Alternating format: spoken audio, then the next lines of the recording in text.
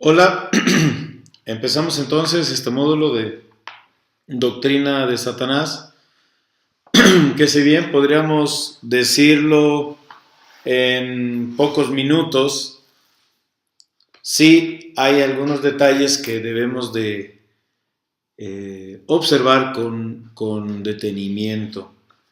El tema de Satanás siempre nos mete en el ámbito de lo espiritual o del espíritu, y en consecuencia esto también afecta la materia, así que esto hace imposible la investigación con los medios y métodos que pues las ciencias en general utilizan.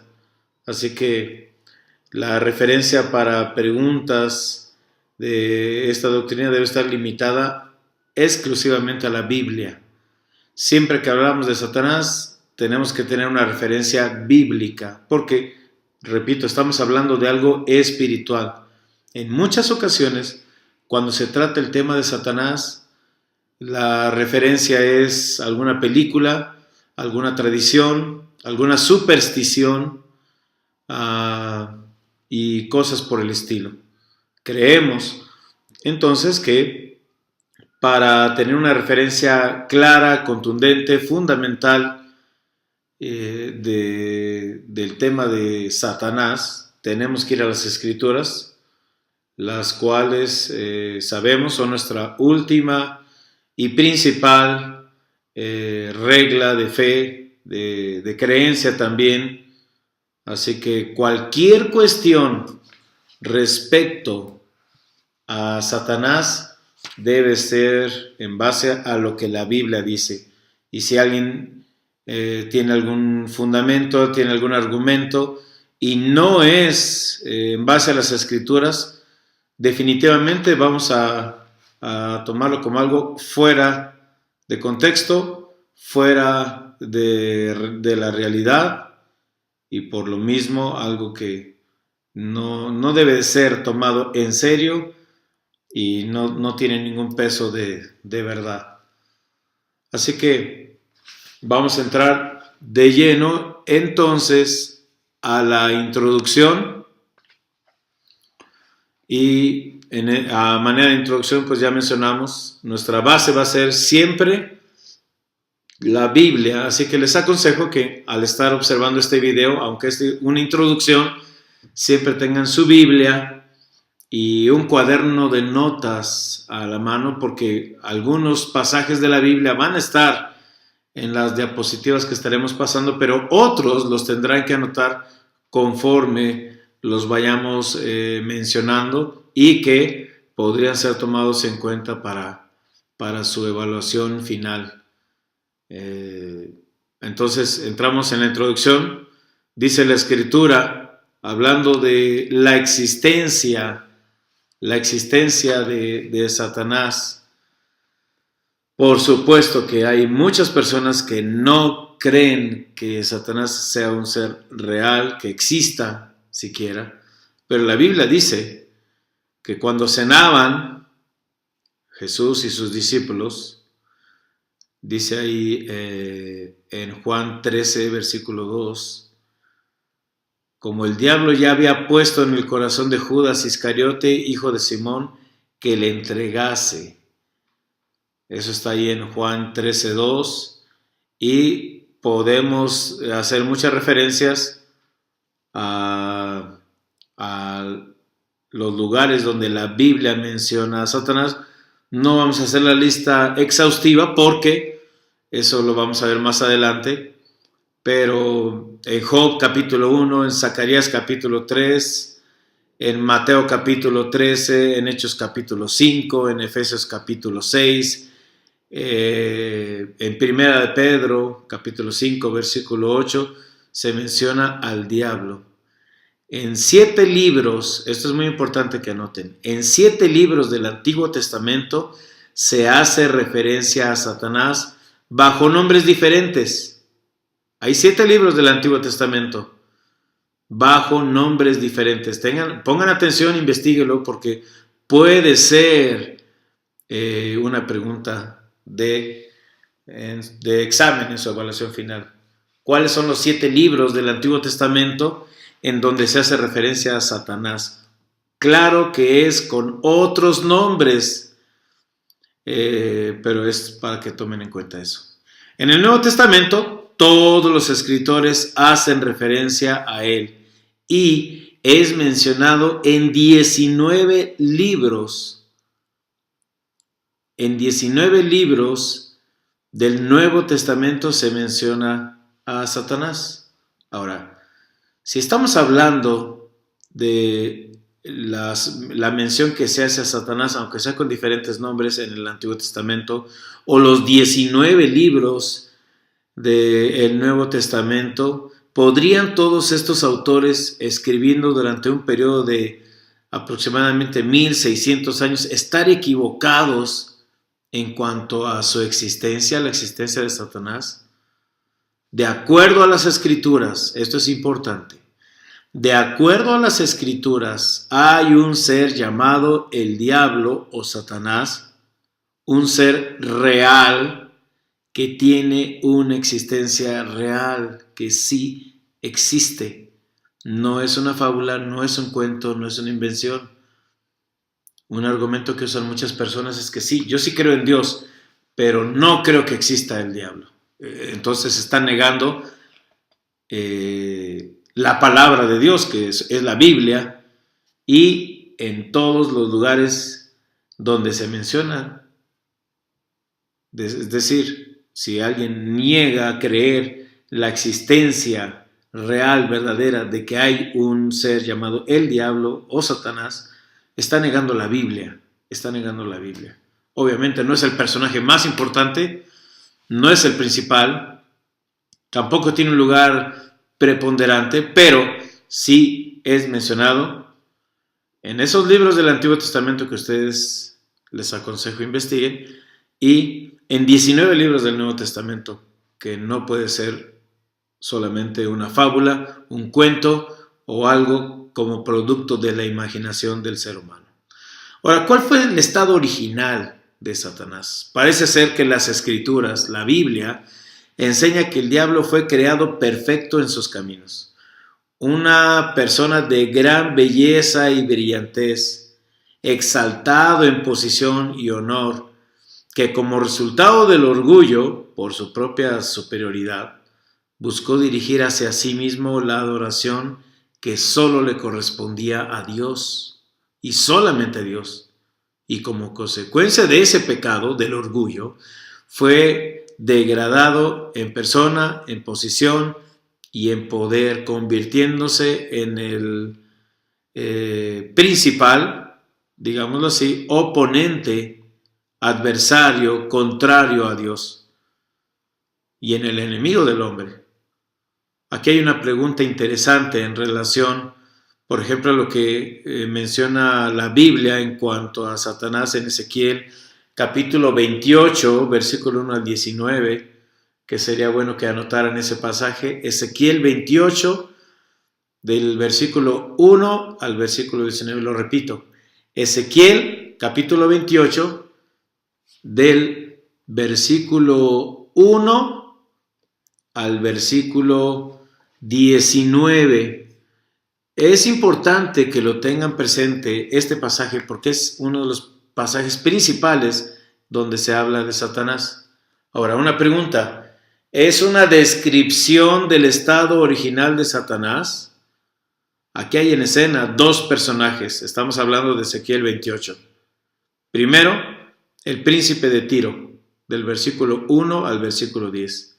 El príncipe de Tiro parece referirse en primer lugar a Etbaal, segundo, y los versículos 1 al 10 se cumplieron en el sitio de Tiro por parte de Nabucodonosor, el que duró 13 años reinando. Sin embargo, el rey de Tiro, en el versículo 11 al 19 de Ezequiel 28, parece referirse en parte a un monarca digno y en parte a un personaje sobrenatural. En general, muchos de los estudiosos de la Biblia creen que el rey de Tiro tiene que ser considerado como un representante o un tipo o encarnación de Satanás. Es decir, el profeta Ezequiel, cuando estaba escribiendo ese pasaje, obviamente estaba hablando del rey de Tiro, pero en su descripción del rey de Tiro también hace referencia a un personaje sobrenatural, es decir, lo que podemos decir en conclusión en cuanto a Ezequiel 28 es que estaba hablando de forma figurada también, no solo del rey de Tiro en forma real y literal, pero en forma figurada, en forma de tipo o encarnación de Satanás. Estaba hablando de Satanás, quiero decir. Del versículo 11 al 19 hay una descripción del carácter original, la posición, la apostasía de Satanás, así que no se puede referir a un rey humano, porque todos los hombres desde la caída han sido concebidos en pecado, formados en iniquidad, lo cual no es el caso de aquel acerca del cual se habla ahí en Ezequiel 28:15. Es un argumento importante para decir que lo que está escribiendo Ezequiel también es referencia, digamos así, figurada, simbólica de el carácter de Satanás. Ezequiel 28:15. Tampoco es una referencia disfrazada de Adán, ya que en el huerto de Edén, del cual se habla también en el versículo 13, Ezequiel 28:13, se destaca por su belleza, ¿cómo decirlo? No una belleza vegetal, sino otro tipo de belleza. En consecuencia, podemos decir, o en conclusión, aunque las palabras de Ezequiel 28 del 1 al 19 iban dirigidas al rey de Tiro, sin duda alguna tenían la intención de ser dirigidas a Satanás, quien es el instigador del pecado del rey. Ahora, veamos 5 características de su estado original que encontramos aquí en Ezequiel 28. Ezequiel 28. Lo vamos a mencionar brevemente, estamos a manera de introducción y después habrá una oportunidad para profundizar a este respecto. En primer lugar, una de esas características es que Satanás fue creado perfecto en sabiduría y belleza. Dice que Ezequiel 28:12, Hijo de hombre, levanta endecha sobre el rey de Tiro y dile, así ha dicho Jehová el Señor, tú eras el sello de la perfección, lleno de sabiduría y acabado de hermosura. Obviamente, eso no se puede aplicar a ningún ser humano. Ezequiel 28:12. También en Ezequiel 28:14 hay otra característica del estado original de Satanás, puesto sobre el monte como director de la adoración. Dice la Escritura, Ezequiel 28:14, tú, querubín grande, protector, yo te puse en el santo monte de Dios, allí estuviste, en medio de las piedras de fuego te paseabas. Así que es una descripción también de Satanás. En tercer lugar, otra tercera característica, impecable en conducta, algo que no se le puede decir a ningún ser humano. Ezequiel 28:15, perfecto eras en todos tus caminos desde el día que fuiste creado hasta que se halló en ti maldad. Otra característica, cuarta característica, tenían corazón lleno de orgullo y ambición falsa. Se enalteció tu corazón, dice Ezequiel 28:17. Se enalteció tu corazón a causa de tu hermosura. Corrompiste tu sabiduría a causa de tu esplendor. Yo te arrojaré por tierra, delante de los reyes te pondré para que miren en ti. Ezequiel 28:17. Y lo podemos comparar con Isaías 14, versículos 12 al 17, o 1 Timoteo, capítulo 3, versículo 6.